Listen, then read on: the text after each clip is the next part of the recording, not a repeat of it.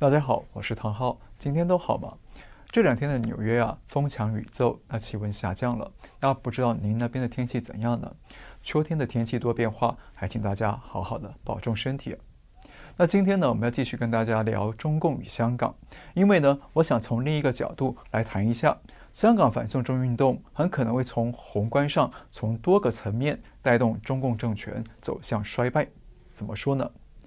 我们看最近的香港局势啊，大家都看到了林郑月娥的冷漠，香港警察与中共武警的残暴，真的只能用令人发指来形容。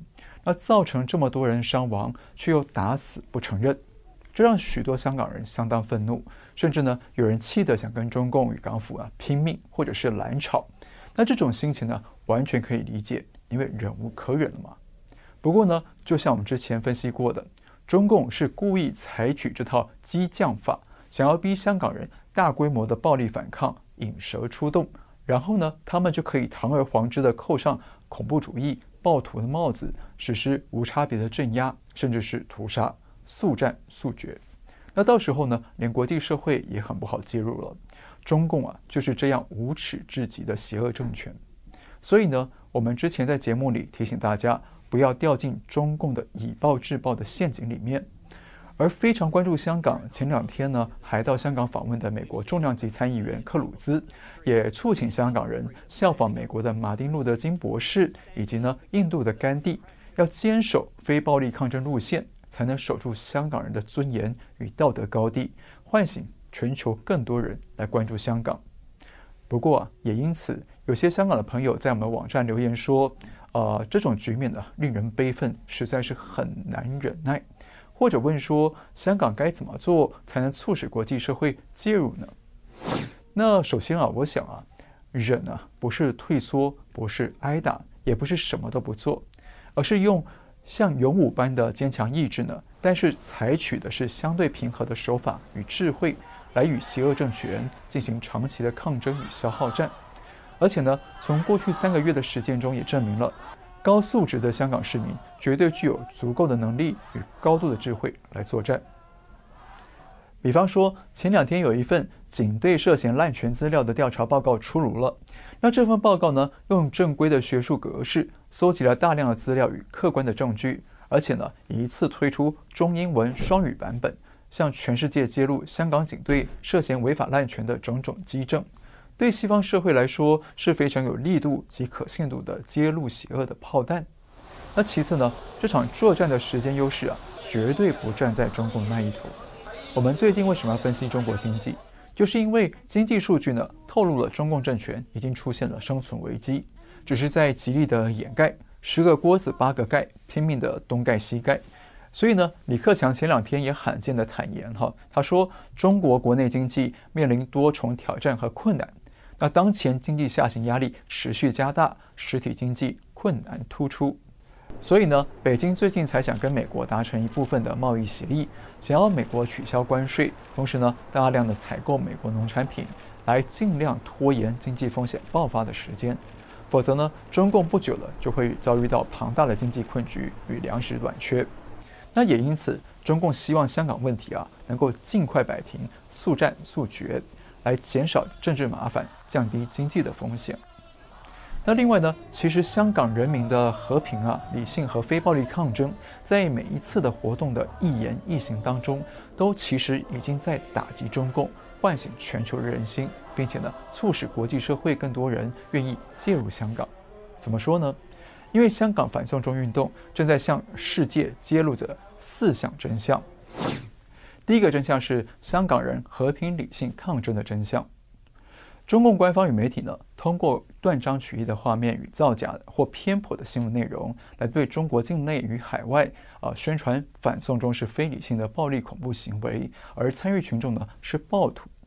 然而呢，当外界通过社交媒体、通过其他独立媒体看见香港人的合理非抗争行动，自然就会看见香港人善良、和平、理性、勇敢的真相。不但敲碎了中共的谎言宣传，更恰恰与共产政权的凶暴、极端、无理性形成了鲜明的对比，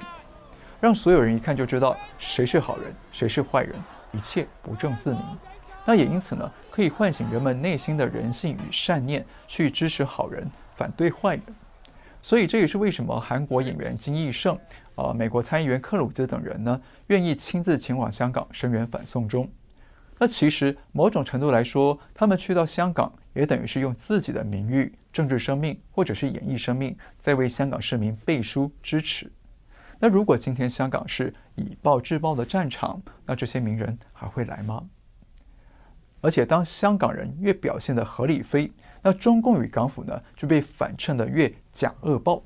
那这一点正是中共最害怕也最无力对抗的。所以这也是为什么有人要三番两次的派人攻击坚持合理非路线的民政召集人陈子杰，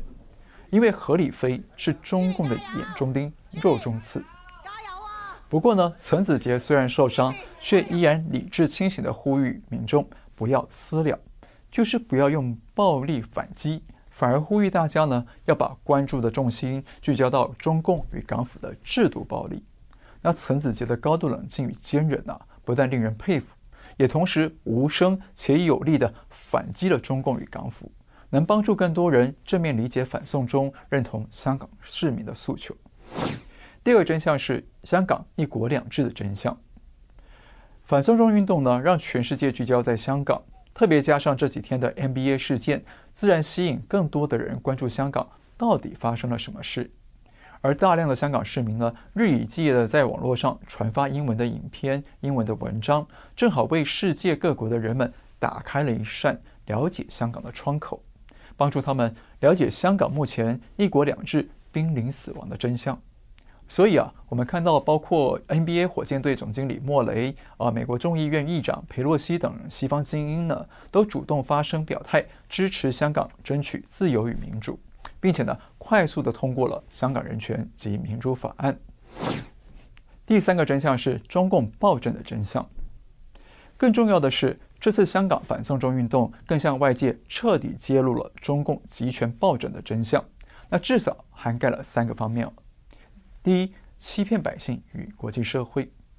我们知道，中共在中英联合声明里呢，曾经承诺要让香港保持资本主义的生活方式50年不变，并且呢，在联合国登记成为正式的法律文件。但现在才过了22年，就翻脸不认账，不但要摧毁一国两制，向一国一制收拢，而且还说中英联合声明是历史文件，不要再承认。那中共的满口谎言毫无诚信，也再次充分展现在世人的眼前。那再加上美中贸易谈判的一再反悔变卦，那中共已经完全摧毁了自己的名声与信用。第二，高压迫害，残民已成。中共操控着港府对香港市民进行前所未见的暴力镇压与血腥攻击，让全世界呢深感震惊。那特别是中共动用了香港警察、中共军警、黑社会力量、媒体力量以及其他的政商力量，铺天盖地的打压反送中群众，甚至呢还纵容无差别攻击、性暴力、性侵犯，甚至杀人弃尸等等的残暴行径几乎快跟1937年的南京大屠杀殊无二致。那中共跟当年的日本兵有什么区别呢？一个政府居然可以像外敌一样凶暴残酷地残害百姓，以维持自己的政权的稳定，那这是否代表了在中共眼里呢，人民才是真正的敌人呢？那中共这样高压迫害人民，却又对外扯谎否认的行为，是在维护中国形象，还是在伤害中国形象呢？那反过来讲，已在残害中国人民、破坏中国形象的中共政权，是不是才是真正的反华势力呢？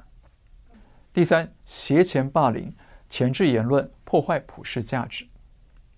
NBA 事件让全世界看见中共如何通过金钱、市场与民族主义情绪来渗透海外社会，钳制外国社会的言论自由，伤害法治与人权。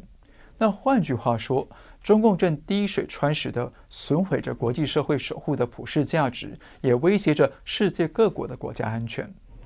特别是湖人队球星詹姆斯发表了对中共叩头的言论之后更让美国社会感到愤怒，不但嘲讽詹姆斯为了金钱而向迫害人权的中共低头，那更有许多西方民众因此认清了中共的本质与危害。第四个真相是法轮功真相与中共活摘器官真相。那值得一提的是反送中运动也让更多人进一步认识到法轮功的真相。那最近在连登讨论区以及网络上呢，出现了不少关于法轮功的讨论，包括法轮功学员遭到中共迫害已经20年，但是呢又长期以和平、理性、非暴力的方式反对中共，同时呢在各地讲述着中共迫害法轮功的真相。那这些特点呢，都与现在香港人遭遇的处境颇为雷同，也因此呢引发了他们了解与关注。而刚从香港回到美国的参议员克鲁兹呢，在回应记者关于 NBA 与香港的提问时呢，也主动提到了法轮功。LeBron suggested that Morey needed to educate himself some more. I would encourage LeBron. Learn a little bit about the people of Tibet. Learn a little bit about Falun Gong and the religious persecution and the torture and the horrific human rights abuses that occur in China. 不过呢，我认为将来会更引人瞩目的重点，可能是通过中共这次对香港人的血腥镇压与种种泯灭人性的残酷手段呢，包括杀人弃尸酷刑虐待，警黑勾结、正黑勾结等等会让人们明白到中共竟然可以如此草菅人命，从而呢进一步渐渐的了解明白中共活摘法轮功学员器官的暴行真相。那很多人可能听说过中共活摘器官但是呢，很多人听了以后并不相信，认为人怎么可能会这么没有人性、这么残忍的活摘别人的器官呢？我最早也不相信，可是后来亲身经历了一件事情，发现活摘器官是真的。在2006年初呢，中共活摘器官还没有曝光之前，也就是还没有曝光之前